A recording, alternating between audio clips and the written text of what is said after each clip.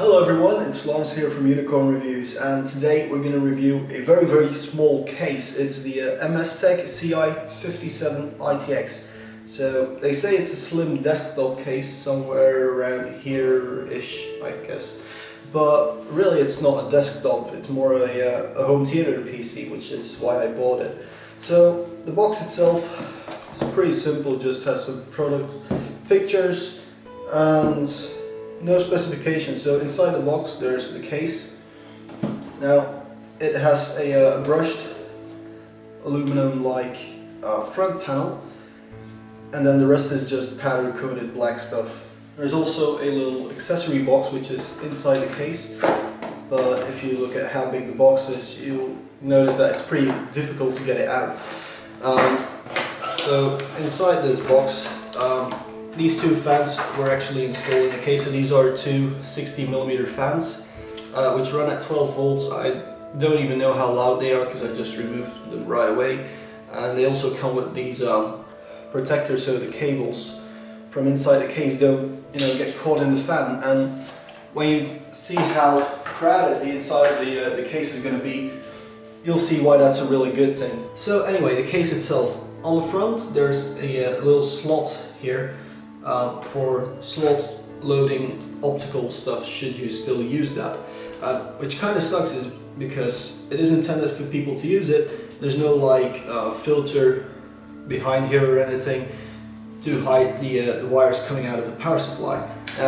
It has a 60-watt integrated power supply, so that's pretty much perfect for small APUs really. So let's move towards the back, because the sides are just completely plain, and then there's of course the two fan holes in the top, and the bottom has a metal reinforced plastic stand, so it can wobble a bit, but it should really just cancel out vibrations from inside the case.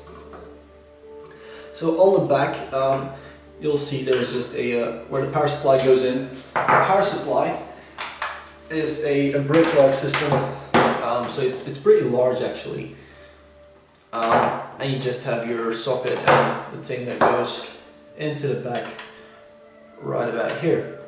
That's pretty much your power supply externally then. So on the back you now see two thumb screws, so one in the top and one in the bottom. And I'm going to go on a little bit of a rant here, and this is for all companies, not just MSTech. When you make thumb screws, don't put them in the factory with, I don't know, an air gun or something, because I had to go and get a screwdriver just to get it out, which kind of defeats the purpose of toolless equipment, doesn't it? It's really easy to get fingerprints on there, and my hands are actually very clean right now because I knew it was going to make fingerprints really easily. So you just push on the back once you took the thumb screws out, and then the entire front comes off, and then you'll see that this is just a completely empty shell. It's a pretty sturdy shell though. But here we are posed with another little issue that you get with first making it toolless and then not toolless. Namely that there's very small screws in here which you have to undo, and of course they couldn't make it toolless because these screws are countersunk into the little plate, and I just dropped the screw. Never a good thing to drop small metal bits into a computer. But it's just 4 screws holding a top plate, and then on this top plate from the other side you can mount a 2.5-inch drive and a slot loading optical drive. So guys, inside here you can put a single storage drive, 2.5-inch optical drive, a motherboard, and it has to have very small coolers on there. So this is an AM1 system with that Athlon 5350, I think. So the entire case is only 7 cm thick, which when you take standoffs into account and everything, your cooler really can't be more than 4.5 cm. So that's going to be tricky with a lot of systems, because I was already afraid that my SSD was going to hit on there. So anyway, let's show you guys the power supply. So there's just a single cable running from all the way in the back to the front, where it goes into a PCB they made, which is the entire power supply. A lot of hard and sticky stuff. It doesn't really look at this power supply because there was just a lot of sticky stuff, almost chewing gum like. So it's just a very simple 60-watt power supply. On it you find a single 24-pin connector. It's 20 plus 4, so it's not a fixed 24. And then there's another 24-pin connector here. You get a Molex and one SATA. That's all the connectors this power supply has. But it should be plenty for a simple system like this. Also, on the power supply there's two connectors for two 12-volt fans. When you buy the case, I should really just show it. There's going to be fans in here, to push air into the case.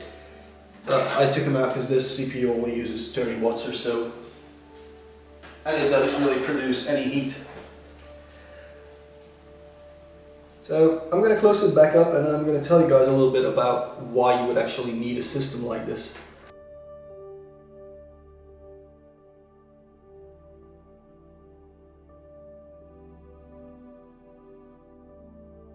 Here's pretty much how it looks in my setup. So I have it set up as a home theater PC.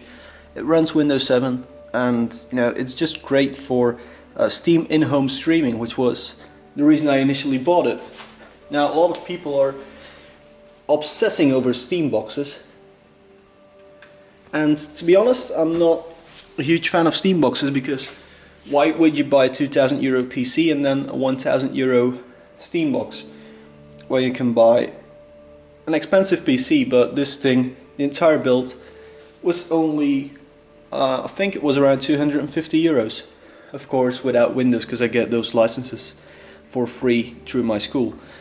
But as you can see, it's really cheap, but it's still powerful enough to do stuff like Steam in-home streaming. So you can run any game on this €200-ish computer. And because it runs Windows, you can get any media player you want. And that just really helps to play file formats that would otherwise not be supported on a console or on your home theater system. As I said, there are an awful lot of reasons to get a very small case like this, and for me the most important reason was that this is the cheapest one you can buy. It's €50 and has the power supply built in.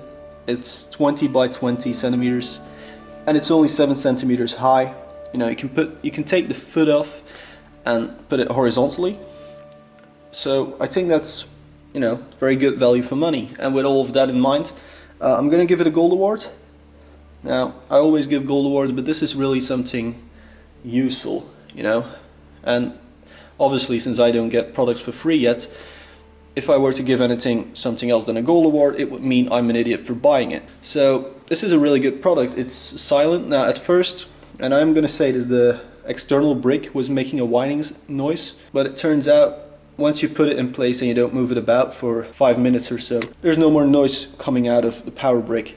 So that's, incredibly helpful.